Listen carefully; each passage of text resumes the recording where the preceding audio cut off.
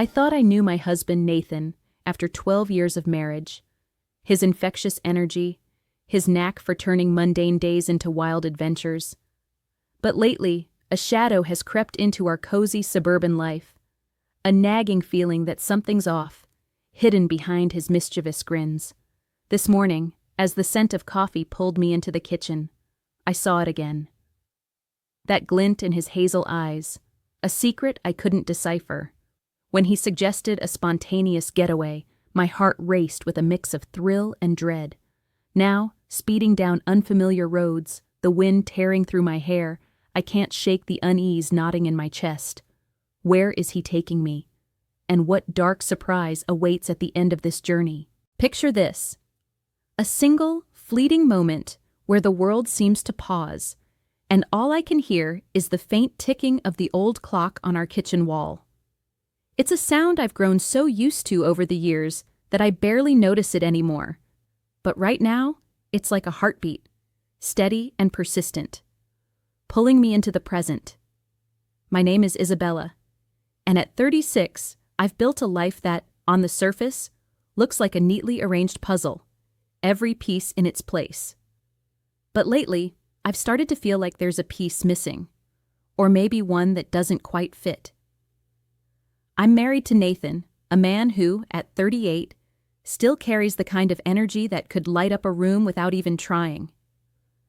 12 years together, and he's always been the spark to my steady flame, the one who turns ordinary days into adventures I never saw coming. Our home, a cozy suburban nest just outside the city, feels like a quiet sanctuary most days. But this morning, a Saturday with no plans scribbled on the calendar, there's a different kind of stillness in the air. I wake to the rich, earthy scent of coffee drifting from the kitchen, pulling me out of bed with a lazy stretch.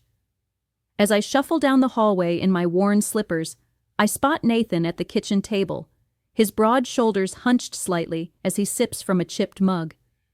There's a grin on his face, the kind that's equal parts mischief and mystery, and it stops me in my tracks. His hazel eyes catch the morning light, glinting with something I can't quite read, and I feel a familiar flutter in my chest, a mix of excitement and unease. "Morning, Bella," he says, his voice warm but laced with a playful edge. "I've been thinking, let's do something different this weekend. Something unexpected." His tone is light, but there's a weight behind it, a seriousness that makes my analytical mind start spinning. I'm the overthinker, the one who dissects every word, while Nathan thrives on spontaneity, always pushing boundaries in ways that both thrill and unsettle me.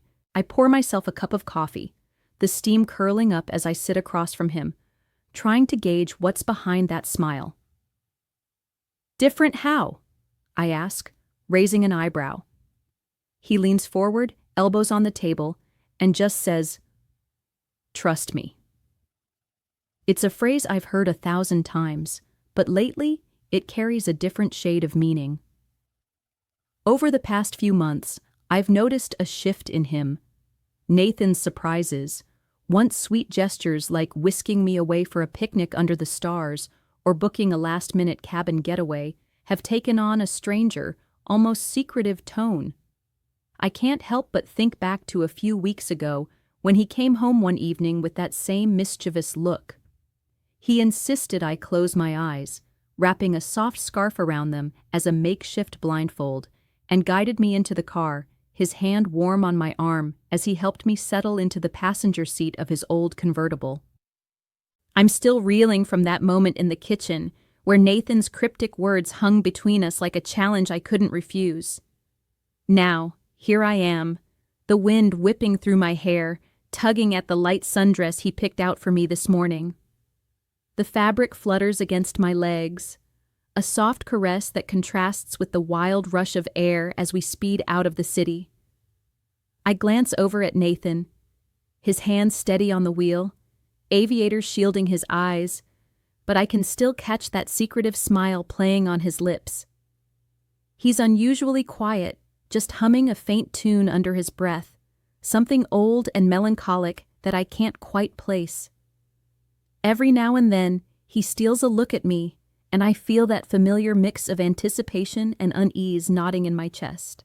The landscape around us shifts as we leave the urban sprawl behind.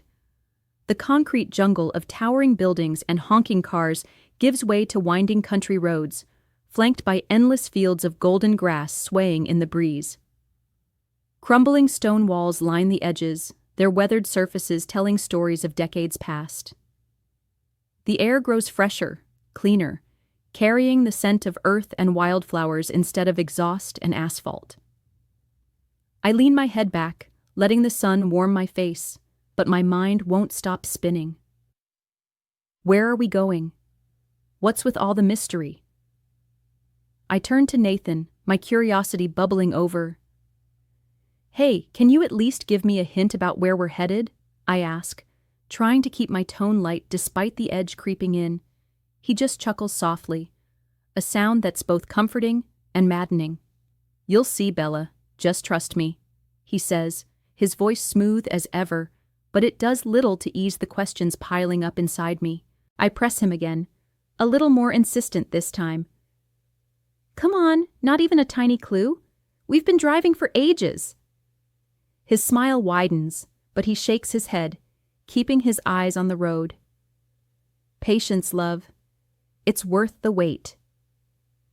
There's a glint in his tone, a promise of something extraordinary, but it only deepens the unease gnawing at me.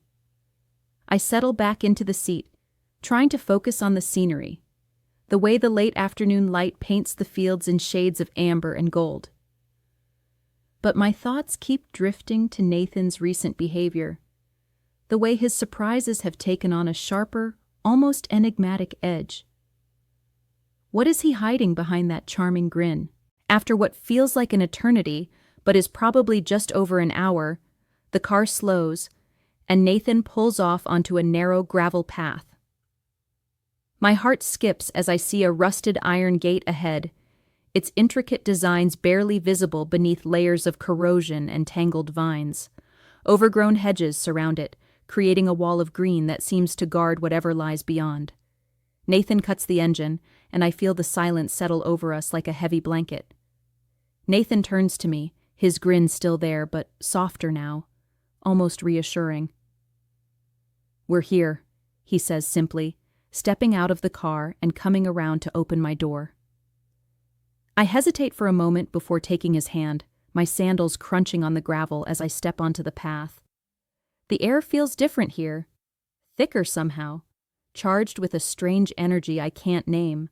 We pass through the rusted gate, its hinges groaning as if reluctant to let us in, and beyond it, a sprawling garden unfolds, wild and untamed, with ivy crawling over ancient stone walls and a fountain at its center, water trickling faintly in the stillness.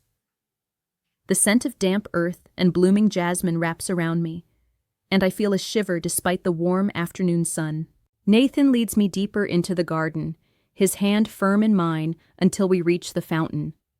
Its basin is cracked, moss creeping over the edges, but there's a haunting beauty to it, like it's been waiting for us. I need to check on something at the villa up ahead, he tells me, his voice low, almost a whisper. Wait here for me, Bella. I won't be long. There's a flicker of something in his eyes. Anticipation, maybe, or something darker. And before I can ask what he means, he's gone, disappearing up a winding path toward a distant structure half hidden by overgrown trees. I'm left alone, the silence of the garden pressing in around me. The only sound the soft drip of the fountain and the occasional rustle of leaves in the breeze. My heart beats a little faster, the solitude both peaceful and unnerving. I'm standing there, tracing the rough edge of the fountain with my fingertips, when I hear it. Soft footsteps crunching on the gravel behind a nearby archway draped in vines. My breath catches, and I turn, expecting to see Nathan returning already. But instead, 3 figures emerge from the shadows, their presence so sudden it feels like the air itself shifts. My heart races, a mix of fear and curiosity flooding through me as I take them in. The tallest of them steps forward first, his frame towering over the others, with piercing dark eyes that seem to see straight through me. His jawline is sharp, almost sculpted, and there's a quiet authority in the way he moves, like he owns every inch of this wild place. Beside him is a shorter man, his sly grin revealing a glint of mischief, his hands rough and calloused, as if they've worked the earth for years. The third man hangs back slightly, his presence quieter but no less intense, his gaze lingering on me in a way that makes my skin prickle with unease. And something else I can't quite name.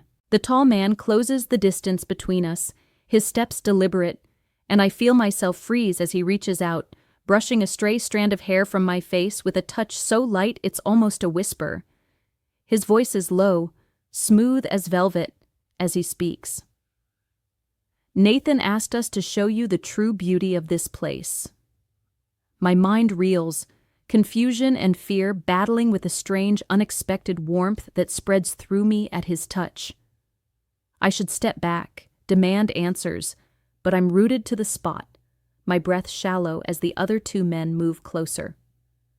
Their presence is overwhelming, their hands gentle but deliberate as they trace the lines of my arms, my shoulders, their whispers filling the air with promises of escape, of indulgence in something I've never dared to consider. "Let go," one of them murmurs, his voice a soft caress against the chaos in my mind. Just for a moment, be free. Inside, I'm a storm of conflict.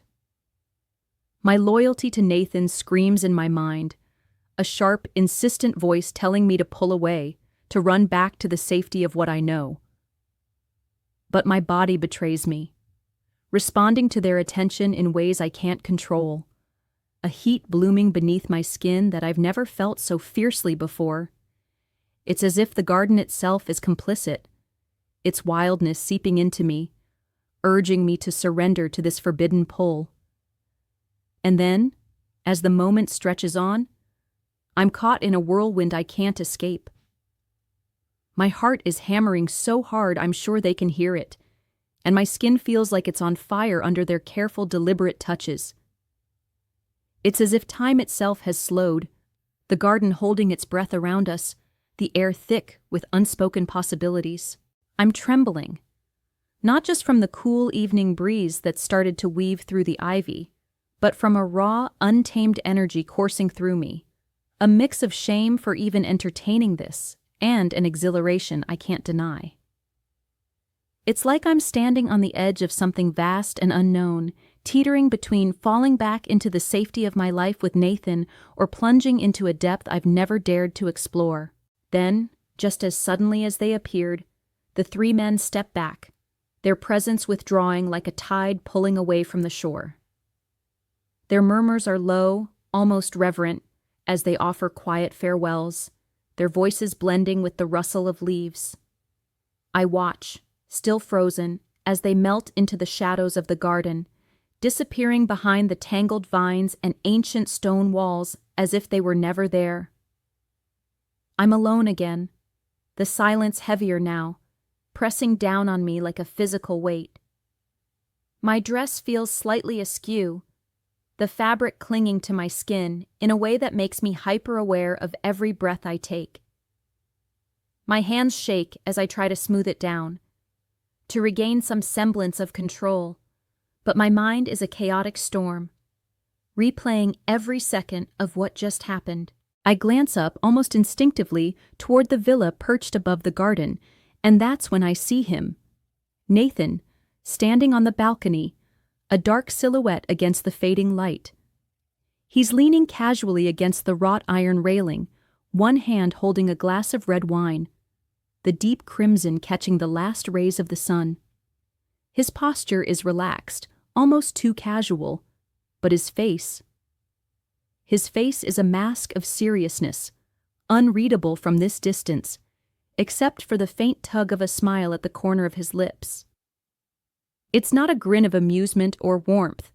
It's something else, something that looks almost like approval, and it sends a shiver down my spine that has nothing to do with the cooling air.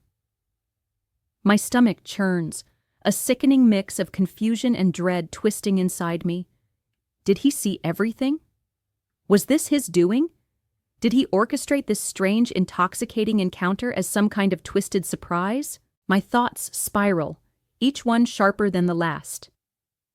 Anger flares hot in my chest, burning through the haze of lingering sensation. How could he put me in this position, manipulate me into something so far beyond the boundaries of our life together? I feel like a pawn in a game I didn't even know I was playing, moved across the board without my consent. But beneath the anger, there's a deeper, murkier pool of confusion. Because part of me, a part I'm ashamed to even acknowledge, felt something in those moments with those strangers. Something alive. Something I've buried under years of routine and predictability. And that realization terrifies me. What does this mean for us, for our marriage? Have I crossed a line I can't come back from, even if I didn't choose to step over it? I keep staring up at Nathan, searching his distant figure for answers, but he offers none.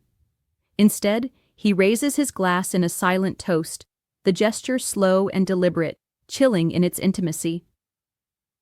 It's as if he's acknowledging something between us, something I don't yet understand, and it makes my blood run cold even as my heart races. Then, without a word, he turns and disappears into the villa, the balcony empty once more, leaving me standing in the garden with the weight of everything pressing down on my shoulders. The fountain trickles nearby, a soft, mocking sound in the stillness, and I feel like I'm drowning in questions with no answers in sight.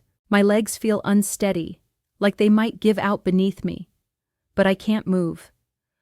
I'm torn, ripped apart by the urge to storm up to the villa and confront him, to demand an explanation for what just happened, and the overwhelming need to just collapse right here in the garden, to let the earth swallow me whole and hide me from the storm inside my head. But I can't stay still forever. My feet start moving, almost on their own, carrying me up the winding path toward the villa. Each step feels heavier than the last, the gravel crunching under my sandals like tiny bones snapping in the quiet. The late afternoon sun is dipping lower now, casting long, jagged shadows over the cracked stones of the path, stretching them into distorted shapes that seem to mock my every move. The air feels thick, heavy with the weight of unspoken words, and I can't shake the feeling that I'm walking into something I'm not ready to face. As I near the villa, my breath catches when I see a side door creak open, and there he is, Nathan, stepping out into the fading light. His expression isn't what I expect. It's softer, almost tender, a stark contrast to the unreadable mask he wore on the balcony moments ago. He walks toward me across the garden, his steps slow but purposeful, and I feel my chest tighten with a mix of dread and longing. The shadows play across his face, highlighting the lines of worry and something deeper, something I can't name, etched into his features. His hazel eyes catch mine as he gets closer, searching, probing, like he's trying to read every thought racing through my mind before I can even voice them. I open my mouth to speak, to demand answers, to let the anger and confusion spill out. But before a single word can escape, he closes the distance between us and pulls me into a tight embrace. The suddenness of it steals my breath, and for a moment, I'm lost in the conflicting sensations crashing over me. His warmth is so familiar, a comforting anchor I've clung to for 12 years, wrapping around me like a shield against the world. But beneath that warmth, there's a cold knot of betrayal twisting in my chest, sharp and unyielding, reminding me of what I've just been through. The scent of his cologne, a mix of cedar and something faintly spicy, grounds me, pulling me back to countless memories of us together, nights tangled in sheets, mornings laughing over coffee. Yet, even as it steadies me, my mind spins, replaying the whispers of those strangers, the forbidden thrill that still lingers on my skin like a ghost I can't shake. I'm trembling in his arms, caught between pushing him away and clinging to him for dear life, when he finally speaks. His voice is low, steady, vibrating against my ear as he holds me close. "Did you feel it, Bella? The freedom? The beauty of letting go?" His words hit me like a punch, and I pull back just enough to look into his eyes, searching for some hint of mockery or deceit. But there's none, just an earnest intensity that shakes me to my core. My shock deepens as the pieces start to fall into place, a jagged puzzle I never wanted to solve. He orchestrated it all, not out of malice, not to hurt me, but as some kind of twisted gift. A way to shatter the monotony of our life together, to drag us out of the comfortable, predictable rut we've been stuck in for far too long. He keeps talking, his voice a quiet confession now, each word heavier than the last. "I watched, Bella. I wanted to see you truly alive, unburdened by rules or expectations. I needed to know if you could still feel that spark, the one we've let fade over the years." My heart stumbles at his admission, a mix of horror and something I can't quite name flooding through me. He watched. He saw everything, every touch, every whispered temptation, every moment I teetered on the edge of losing myself, and he wanted it. He planned for me to feel that rush, to step outside the boundaries of everything I thought I knew about us. I should be furious, and part of me is a raw, burning anger that makes my hands clench at my sides. How could he cross this line, manipulate me into something so far beyond what I ever agreed to? But there's another part.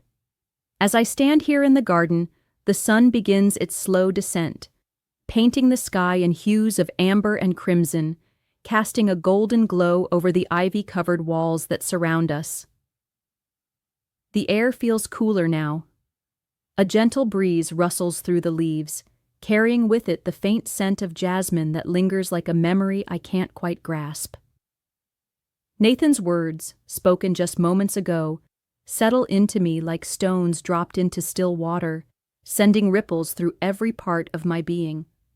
I can still hear the echo of his voice, that quiet intensity as he asked if I felt the freedom, if I saw the beauty in letting go. And I don't know how to answer him, not even to myself.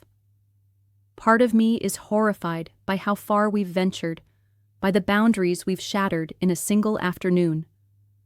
What happened here, under the watchful eyes of this ancient garden, feels like a line crossed, a door opened that can't be shut again. The memory of those strangers, their touches like whispers of something forbidden, still burns beneath my skin. A sensation I can't wash away no matter how much I try to push it down.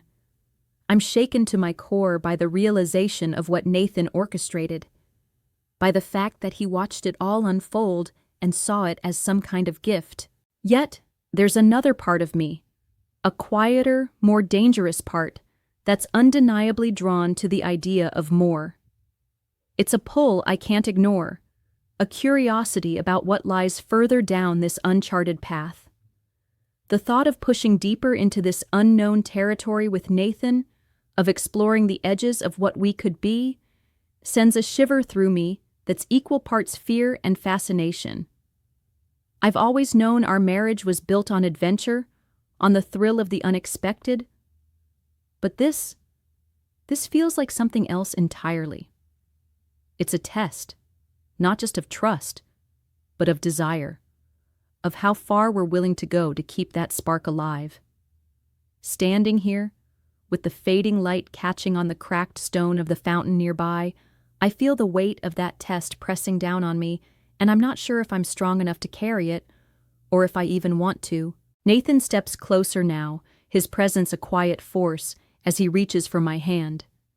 His fingers intertwine with mine, warm and steady, and without a word, we start walking back toward the car. The gravel crunches softly under our feet, the sound a stark contrast to the silence that hangs between us. Neither of us speaks, but it's not an empty silence. It's filled with a strange new understanding, a shared knowledge of what transpired here today and what it might mean for us tomorrow.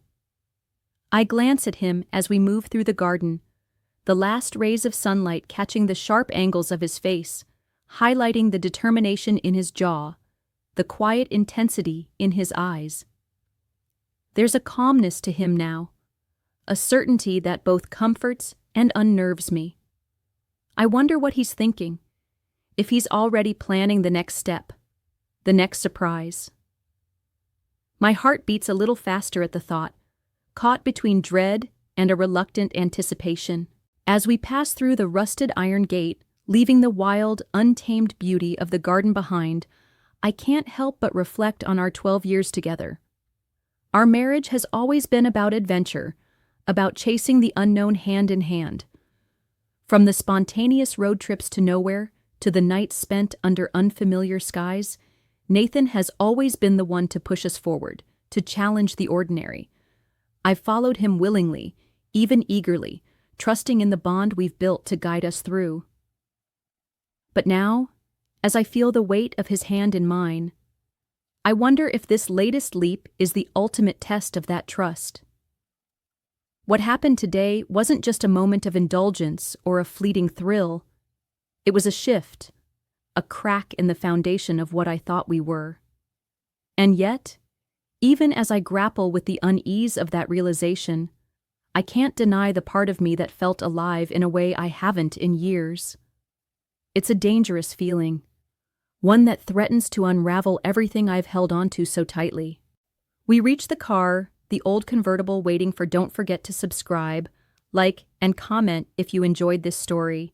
This will help us create more engaging stories for you.